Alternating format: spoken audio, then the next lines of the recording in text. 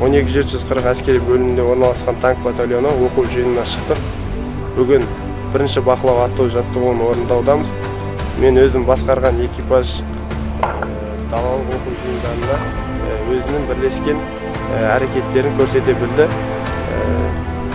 Барлық берілген нысаналарды уақытылы жойдық. Алған әсеріміз өте керемет.